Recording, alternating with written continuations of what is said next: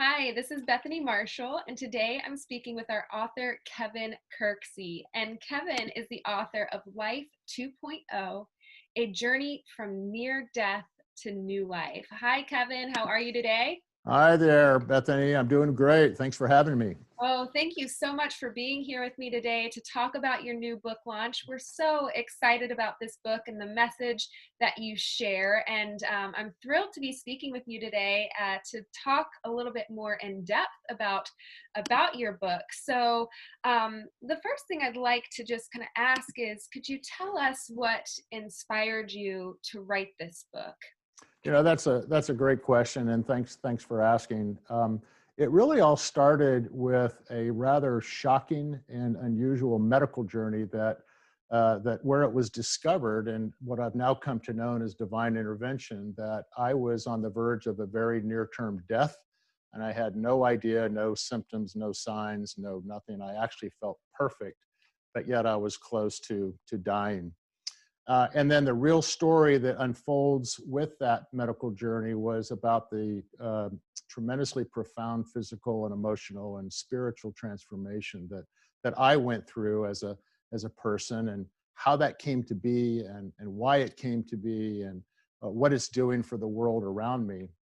And so what was kind of coming together that began to inspire me was three things. I observed caregivers in the hospital scenario, both clinical and non-clinical, that were putting their lives on hold for me. They were doing selfless little things that they didn't have to, that were targeted toward providing my family and myself some comfort, some confidence, and sometimes a break from the pain that I was in. I counted and documented over 120 such things, and it really dawned on me how they conduct themselves through putting their lives on hold to care for others. And then about the same time, I reflected on a bucket list prayer that I had said moments before my life-saving surgery. And that, coupled with a set of spiritual experiences where I saw angels through the eyes of others, really led me to start putting two and two together. And the two and two I was putting together was, perhaps I should lead a different life. Perhaps I should focus on a life that's focused on others versus what historically had been focused on me. And just look at the world through a different lens. Um, I then became very motivated to pay it forward. And what I mean by that is I wanted to demonstrate that I could recover well. I definitely wanted to live a new, different life, and one that was really focused on others. And as I started to learn how to do that, and as I started doing it, I said, I'm going to give this a name, and I'm going to call it Life 2.0, hence the book. So the inspiration for the book was fueled by three objectives. One is I wanted to remind caregivers about their value, their relevance, and importance. After all, that's what they did for me. And I've come to know that to be a form of love, and I think it's a form of love we all can give. And then I also wanted to expose, from a profoundly personal point of view, how it is that they can impact lives even well beyond the healthcare setting in ways they never imagined. Another factor that led into this was I began hearing stories from people that I didn't even know, from different parts of the country, that had caught wind of what I went through and my journey. And I've started getting reports that in some cases, others had life-saving surgery as well, and they didn't even know that there was an issue. And so just to be in a position where something about what I've experienced can help another human was quite rewarding and quite humbling. And so the last inspiration was to live and continue to share this transformation that I went through, called Life 2.0, so that maybe others could be inspired to live their own Life 2.0, or whatever the case may be. So the real gift here, Bethany, to me, and the real blessing is it's been given an opportunity to help others, and in some case save lives. And that's what the real inspiration was about, to jot this down on paper. Wow, what an incredible story, and incredible that you went through those experiences, and it changed your life so drastically, enough to the point that you, as you said, wanted to kind of pay that forward. Yeah. Um, So, wow, I imagine that you've got a lot of incredible content in this book that could really help inspire people in their own lives. Have you gotten any feedback yet from those who have read it and from those who know your story? And could you tell me a little bit about what feedback you've gotten so far?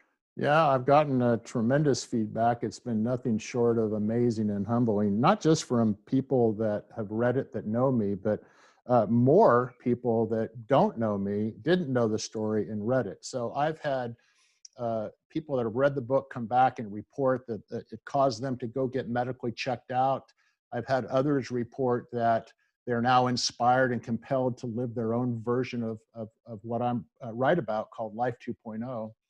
I've had many chief nursing officers from hospitals around the country bring the book into their organization, and then they report back to me how inspired they and their staff were, particularly due to the personal approach that I take in the book on how they can impact the lives of their patients in ways that can result improved satisfaction and better outcomes. It's a big deal for the healthcare arena.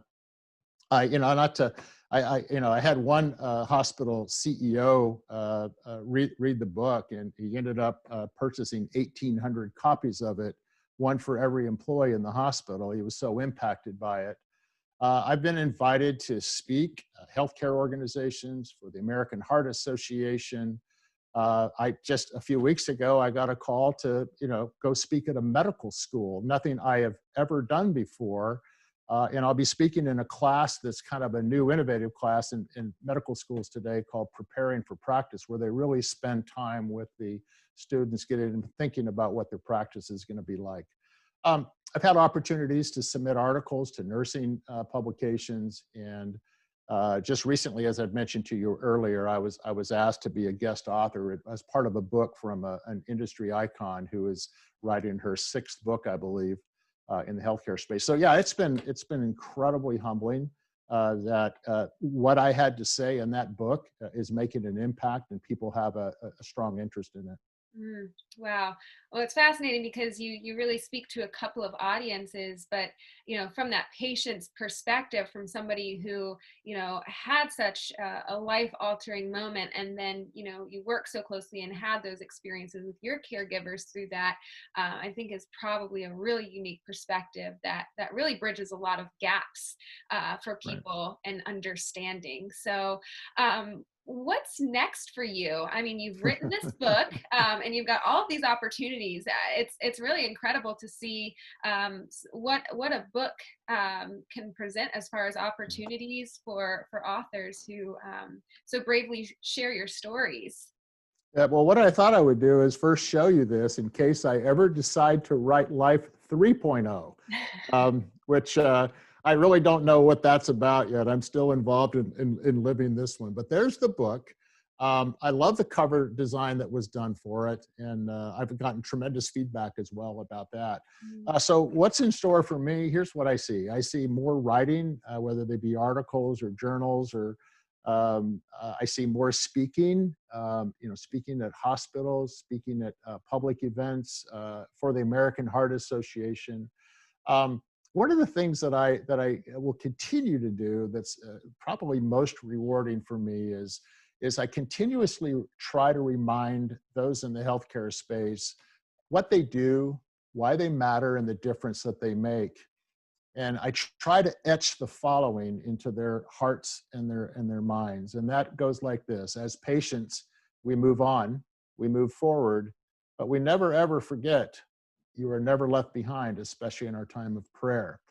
And so my life's mission right now, Bethany, as a result of writing this book, it's inspired by the work that God wants me to do, which is really to continue paying it forward to patients, loved ones, families, healthcare providers, the humanity and community at large, by touching lives as far and wide as I possibly can. That's what my charter is right now. So thanks for asking that question. I appreciate it. Oh yeah, absolutely. So exciting to hear all of those developments, and I know I look forward to following along. So I feel like we barely have scratched the surface of all the things that we could talk about Right. with your message and your book. So for people today who want to dive deeper and learn more about you and about the book, or perhaps connect with you, what's the best way for them to find you online or connect with you? Well, I'm certainly on Facebook. I am on LinkedIn. But one of the best ways to connect with me, I believe, is through my website. I've got a contact form, and the web URL is www.kevinkirkseyauthor.com. That's all one word, kevinkirkseyauthor.com. And there's a way that you can see a little bit about what I'm doing and what I'm writing about, as well as if you want to, contact me through an email or ask something or say something. It's all right there for you to do. Amazing. Well, awesome. So people can go to kevinkirkseyauthor.com Yep. and connect with Kevin. So thank you so much, Kevin, for your time today, and congratulations on the launch of Life 2.0. We're looking forward to reading Life 3.0, but people can start here with this book Right. today. And yeah, really appreciate your time and your willingness to share your story in the form of the book. And Morgan James is so proud of you, proud of the message, and excited about this new book launch. So I'm very thankful to be part of your family. Thank you. thank you. Bye now. Bye bye.